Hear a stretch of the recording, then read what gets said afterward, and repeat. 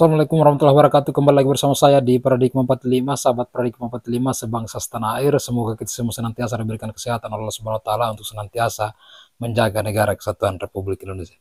Baik sahabat Paradigma 45, pada kesempatan ini saya akan menampilkan sebuah video yang cukup menarik untuk kita simak bersama-sama, yaitu sebuah video dari Kiai Haji Ubaidillah Ahmad yang kemudian memberi penilaian terhadap narasi yang pernah disampaikan oleh Ketua Rois PBNU, yaitu Kiai Haji Miftahul Ahyar, yang pernah kemudian melakukan dan memberikan narasi-narasi pembelaan terhadap kelompok dari Bani Alawi atas tekanan-tekanan yang kemudian disampaikan oleh tokoh-tokoh muda NU seperti Kiai Haji Maduni Al-Bantani, yang kemudian membahas dan melakukan penelitian dalam tesisnya yang kemudian tidak mengakui atau membatalkan nasab dari Bani Alawi tentang ketersambungannya kepada baginda Nabi Muhammad Sallallahu Alaihi Wasallam. Nah, pada kesempatan ini kemudian Kiai Haji Ubaidillah memberikan keterangan dan penilaian terhadap narasi yang pernah disampaikan oleh Kiai Haji Miftahul Ahyar dan dua tokoh lainnya, bahwa ternyata Kiai Haji Miftahul Ahyar dan tokoh lainnya itu kemudian sebenarnya hanya menghibur dan mengerem tokoh-tokoh muda NU untuk kemudian tidak terlalu mendesak kelompok Bani Alawi dan tidak memberikan tekanan yang cukup luar biasa.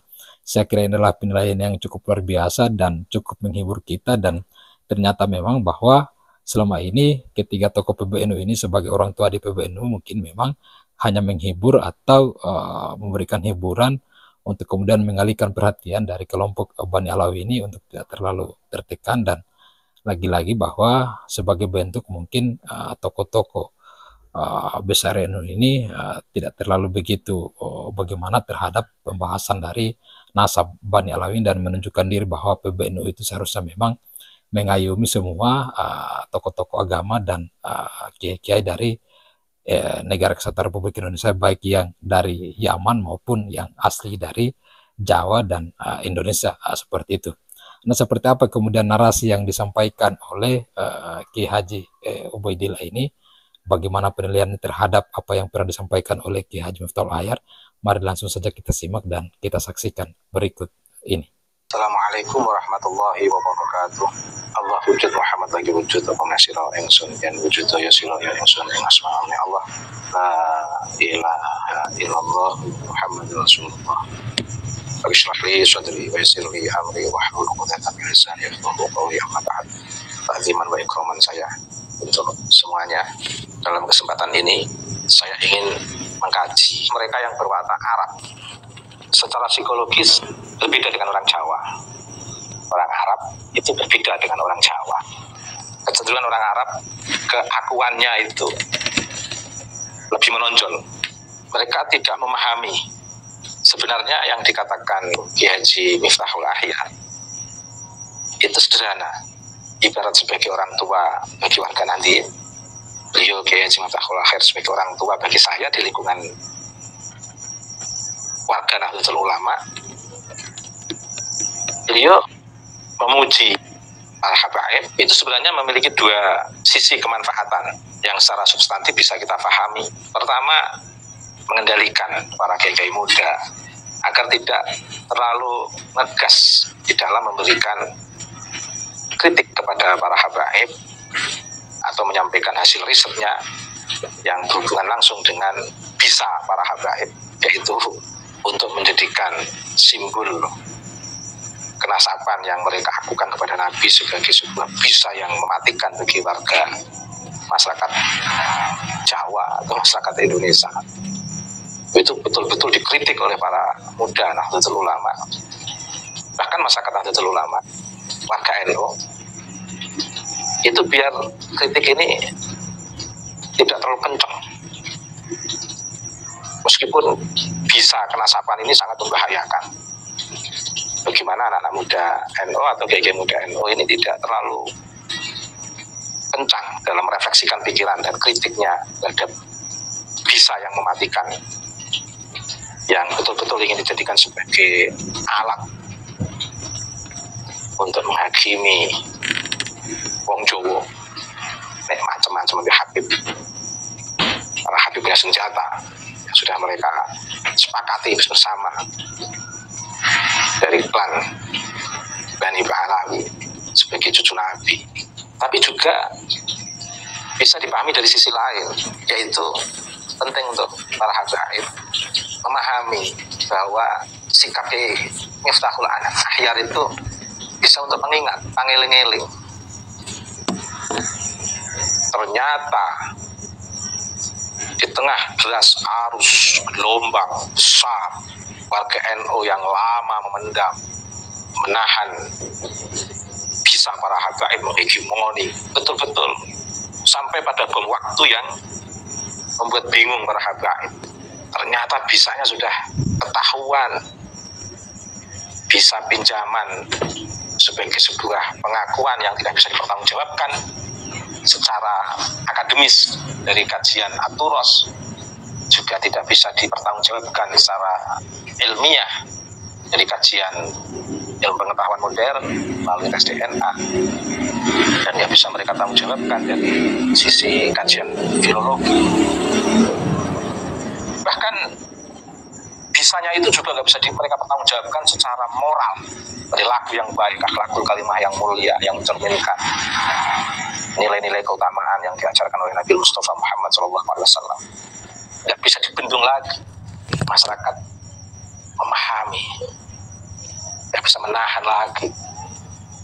Dimulai dari cacian orang-orang yang berpengaruh di lingkungan habaib yang mereka percaya, bahkan dipercaya oleh mayoritas habaib, yang di FPI caci Gus Dur dengan cacian yang seperti itu. Bahkan sudah berani dari habaib yang menghina, merobek-robek marwah Nahdlatul Ulama dengan mengatakan NU inilah itulah, dan membuat ujaran-ujaran kebencian yang diarahkan kepada para aktivis Nahdlatul Ulama yang pernah dilakukan oleh Kiai Haji Jalil Absar Abdallah. Itu tidak terlupakan itu warga NU, bagaimana di KPI yang dinahkodai oleh para habaib menyudutkan ulama-ulama NU, tokoh-tokoh NU, menyudutkan organisasi NU, bahkan sholat belajar yang menjadi doa andalan warga NU juga mereka rendahkan. Nggak bisa dibendung. Bisa ini itu sudah terbuka sebagai bisa yang nggak bisa dipertanggungjawabkan oleh para habaib, sehingga olah mereka untuk membangun hegemoni dan membesar-besarkan klan Bani Pahlawi itu sudah tinggal sisa sebagai klan yang diisi oleh para hamba-hamba Allah yang perlu dihormati. Sudah tidak bisa untuk menghegemoni, merendahkan orang lain, sehingga tinggal sepantasnya manusia dihormati Wong Jawa itu menghormati orang. Tapi di tengah penghormatan itu sudah tidak bisa menghegemoni dengan bisa ini kepada orang Jawa, sangat Jawa, marga NU. Nah, Ki Miftah ini dalam rangka ngerem-ngerem, biar ibarat terserabutnya bisa ini membuat sakit hati, biar sembuh, tidak berkepanjangan sedihnya para habaib setelah mendapatkan pembelaan dari Kiai Haji Miftahul Akhyar, sehingga para habaib bisa terhibur. Kan membela orang, Kiai Akhyar membela para habaib itu bukan ibarat orang tua. Jadi Kiai Miftahul Akhyar membela para habaib itu ibarat pembelaan orang tua. Biasa orang tua itu kadang tidak harus selamanya membela anaknya, putra putrinya, meskipun benar. Bisa jadi membela orang lain, meskipun orang lain itu tidak punya dasar, tidak punya kekuatan, tidak punya bahan argumentasi untuk menghegemoni, sedangkan putra putrinya sadar betul sedang dihegemoni, ingin menjawab hegemoni itu biar terjadi kesetaraan, ingin mencerabut upas itu biar tidak dijadikan untuk keangkuhan depan warga Nahdliyin. Dan itu sudah langkah yang benar seperti yang dilakukan oleh Kiai Iman. Tapi sebagai orang tua tidak harus membela, justru yang dibela mereka yang suka menghegemoni, suka mengintervensi, suka mengakukan diri, tapi kan dalam keadaan sedang duka, tercabut dari bisanya itu tadi. Bisa atau pas dalam bahasa Jawanya. Ki Miftah itu ingin menghibur para habaib, biar tidak terlalu sedih, juga ingin mengendalikan para warga nanti, jangan terlalu kencang. Bahkan sebenarnya saya yakin tidak sampai seperti yang dikatakan Ki Miftah pada penggugat nasab, yaitu fitnah. Itu hanya reflektif saja. Tapi sebenarnya istilah yang tepat bukan fitnah, kekencengan dalam mengkritisi bisa para habaib yang dijadikan alat untuk hegemoni warga NU dan warga NU. Ada yang kritis, salah satu di antara seluruh warga NU itu ada yang memberanikan diri seperti Kiai Iman, dan akhirnya merembet ke saintifik ilmu pengetahuan terkait dengan tes DNA, merembet ke kajian filologi, dan semuanya menjadi satu kekuatan untuk membangun argumentasi, mencerabut bisa itu tadi. Kan kasihan. Sehingga Kiai Miftah dalam rangka menghibur para habaib. Dan ini untuk catatan para habaib, untuk pengingat, ternyata KKNU itu adalah sosok-sosok yang menghargai kemanusiaan, betul-betul lita'arofu. Kehadiran para habaib di Indonesia ini adalah betul-betul kehadiran yang disambut dengan manusiawi, meskipun punya kenangan sejarah di masa penjajahan Belanda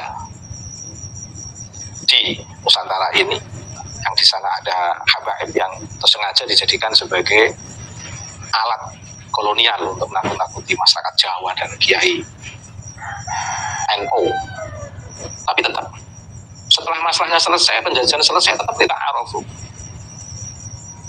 Di zaman Pak Karno untuk memulangkan, tetap kiai membela untuk memberikan suaka. Lagi-lagi kita arofu.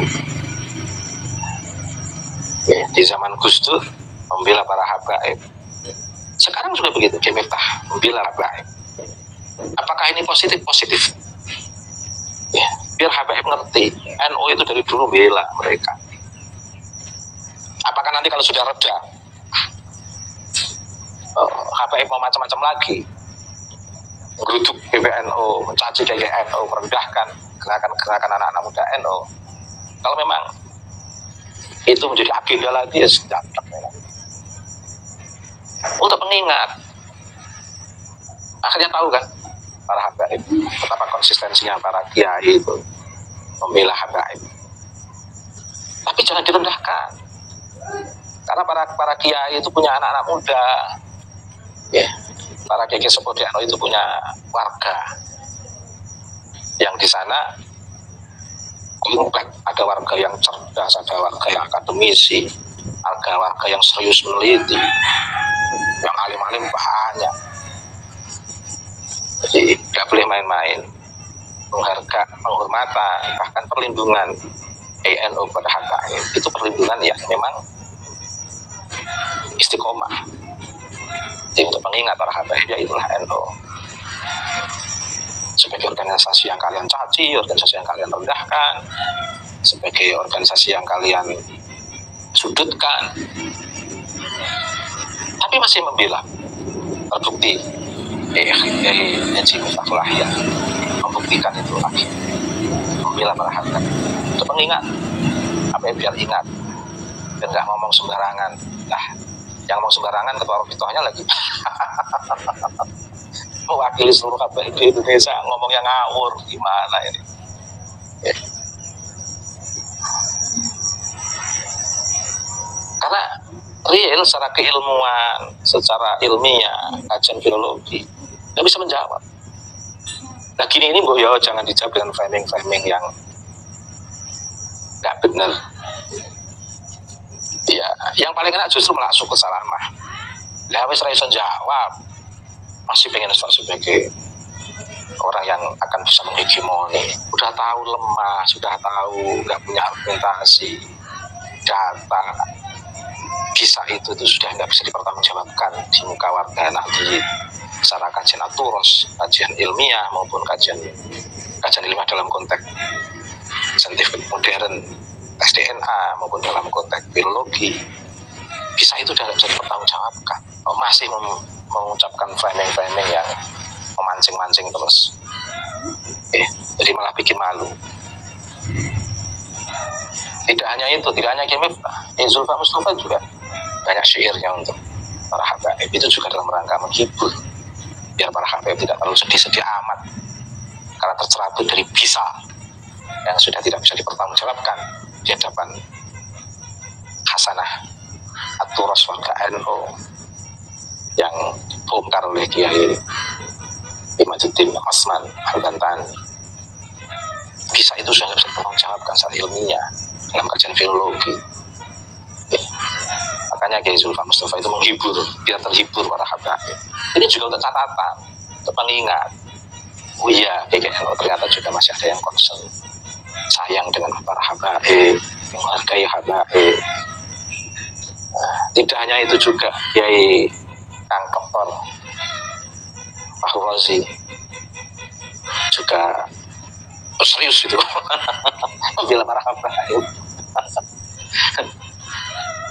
Iya, serius itu Kang Razi itu. Serius membela, semangat membela. Saya semangatnya lupa menyertakan data yang tepat. Tapi tidak apa-apa. Paling tidak semangat Kiai Fahru Razi kan membuktikan kalau Kiai Fahru Razi itu sayang, menghargai habaib. Meskipun tanpa data, nggak apa-apa. Nggak apa-apa. Untuk pengingat, ya memang orang banyak ya, ada yang membela habaib tidak dari kesepuhannya seperti Kiai Miftahul Ahya, ada membela habaib dari NU yang melalui keahlian syairnya seperti yang dilakukan oleh Kiai Zulfa Mustafa, ada yang Kiai NU yang membela habaib dengan semangatnya saking semangatnya lupa membaca data, kelengkapan data. Gak apa-apa, yang penting semangat. Evaluasi yang penting semangat. Itu menunjukkan ketulusan evaluasi membela habaib. Dari warga NU loh. Ya sudah, Habib-Habib itu ini loh, di belakang Kiai Miftah, di belakang syair Kiai Zulfa Mustafa, di belakang semangat evaluasi tanpa data, yang penting semangat.